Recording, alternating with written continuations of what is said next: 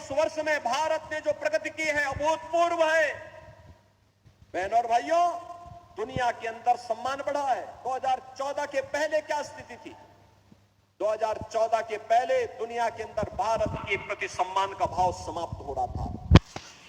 लगातार सम्मान घटता जा रहा था, सीमाएं असुरक्षित थी, घुसपैठ होती थी, आतंकी विस्फोट होते थे।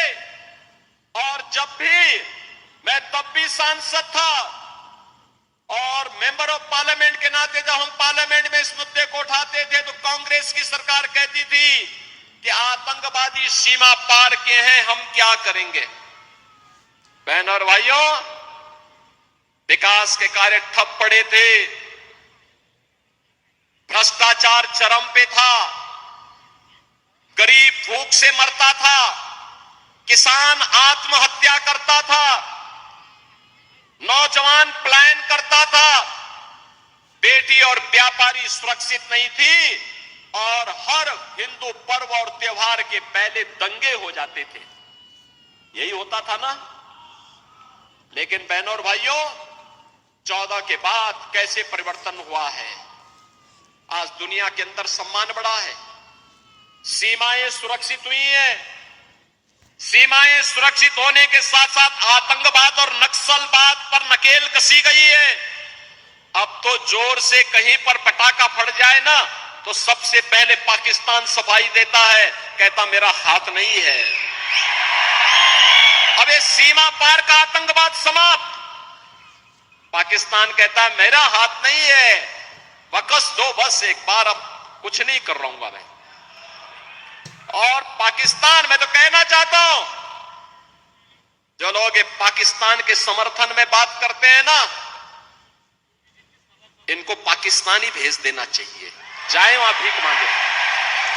देख रहे हो वहां पे भारत 80 करोड़ लोगों को पिछले 4 वर्ष से फ्री में राशन दे रहा है और मोदी जी ने कहा अगले 5 वर्ष तक देंगे। और पाकिस्तान में लोग भूखों मर रहे हैं। पाक अधिकृत कश्मीर में किस प्रकार का नजारा है, अराजकता है। लोग 1 किलो गेहूं के लिए लड़ रहे हैं, आटा के लिए लड़ रहे हैं, आपस में मारपीट कर रहे हैं, आगजनी हो रही है, तोड़फोड़ हो रही है। और मैं तो कहूंगा इन पाकिस्तान परस्तों से जाए पाकिस्तान में भीख मांगे, पाकिस्तान में कंगाल बन करके वहां पर इनके दिमाग ठिकाने न लग जाए तो अपने आप ठीक हो जाएंगे।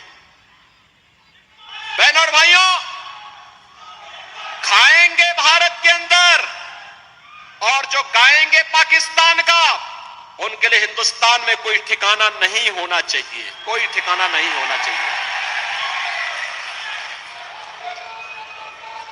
जो लोग कहते हैं मोदी जी ने क्या किया है, बहनों और भाइयों, उनको सबसे पहला जवाब दीजिए, उनको सबसे पहला जवाब दीजिए कि जितनी पाकिस्तान की आबादी है उससे ज्यादा लोगों को मोदी जी ने 10 वर्ष में गरीबी रेखा से उभार करके खुशहाल जीवन जीने के लिए एक मार्ग प्रशस्त किया है। उनको बताइए, पाकिस्तान की आबादी 23 करोड़ और मोदी जी ने 25 करोड़ लोगों को गरीबी से उभारा है। यह है नया भारत। बहनों और भाइयों, आयुष्मान भारत 60 करोड़ लोगों को 5 लाख रुपए की सुविधा, और मोदी जी ने कहा है कि 70 वर्ष से ऊपर के हर एक वृद्ध नागरिक को, वृद्धजन को 5 लाख रुपए प्रतिवर्ष आयुष्मान भारत की सुविधा उपलब्ध करवाएंगे, स्वास्थ्य की सुविधा उपलब्ध करवाएंगे, फ्री में उपलब्ध करवाएंगे। बहनों और भाइयों, 50 करोड़ गरीबों के जनधन अकाउंट खुले हैं। 12 करोड़ अन्नदाता किसानों के लिए किसान सम्मान निधि, 12 करोड़ गरीबों के घर में शौचालय बने हैं। एलपीजी का सिलेंडर जो कांग्रेस के समय में मिलता नहीं था, पैसा देके भी नहीं मिलता था, मोदी जी ने 10 करोड़ घरों को फ्री में उपलब्ध करवाने का काम किया है। और 4 करोड़ गरीबों के मकान बन गए हैं और बाकी जितने बचे हैं अगले 5 वर्ष में मोदी जी ने कहा उन सब के लिए भी एक एक प्रधानमंत्री आवास उपलब्ध करवाने का काम करेंगे। बहनों और भाइयों, एक तरफ गरीब कल्याण की योजनाएं और दूसरी ओर इंफ्रास्ट्रक्चर। अरे महाराष्ट्र का तो सौभाग्य है, मोदी जी के नेतृत्व में आदरणीय नितिन गडकरी जी ने इंफ्रास्ट्रक्चर का ऐसा जाल बिछाया है, ऐसा जाल बिछाया है, दुनिया देखती रह जाती है। हाईवे, वर्ल्ड क्लास हाईवे, 4 लेन, 6 लेन, 8 लेन, 12 लेन की एक्सप्रेसवे बन रही है, हाईवे बन रहे हैं, एयरपोर्ट बन रहे हैं, IIT, IIM, AIIMS, IIIT, NIT, world class university, हर घर नल की योजना, और हर घर में नल होगा, नल में जल होगा, जल भी RO का होगा। यह भी मोदी जी के नेतृत्व में आज पूरे देश के अंदर लागू हो रहा है।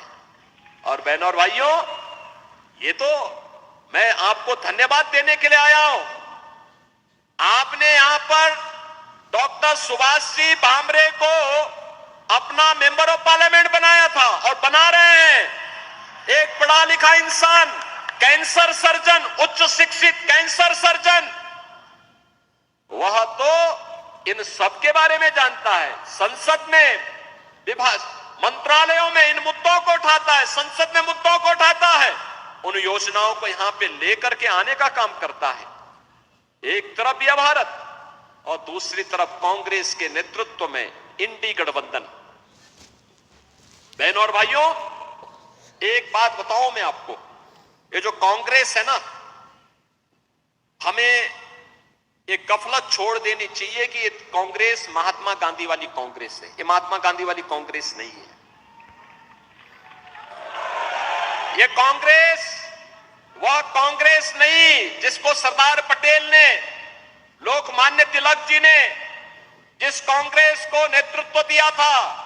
ये कांग्रेस सोनिया कांग्रेस है, सोनिया कांग्रेस, राहुल कांग्रेस है।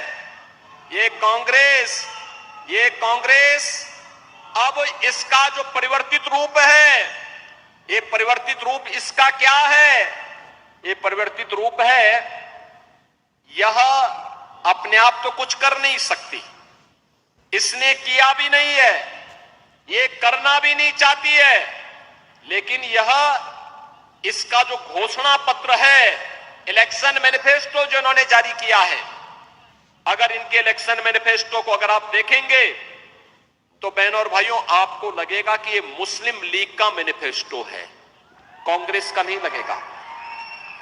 दूसरा, इस पे इसने जो घोषणाएं की हैं, ये कहती है 2-3 चीजें इतनी खतरनाक हैं। पहला, यह अनुसूचित जाति, जनजाति और पिछड़ी जाति को मिलने वाले आरक्षण पर सेंध लगाना चाहती है, और इसके लिए यह आपके आरक्षण के अधिकार को मुसलमानों को देना चाहती है। क्या अनुसूचित जाति और पिछड़ी जाति के हिंदुओं को मिलने वाला आरक्षण आप कांग्रेस को देना चाहेंगे? कांग्रेस के माध्यम से मुसलमानों को देना चाहेंगे क्या? धर्म के आधार पर आरक्षण का विरोध बाबा साहब भीमराव अंबेडकर ने भी किया था।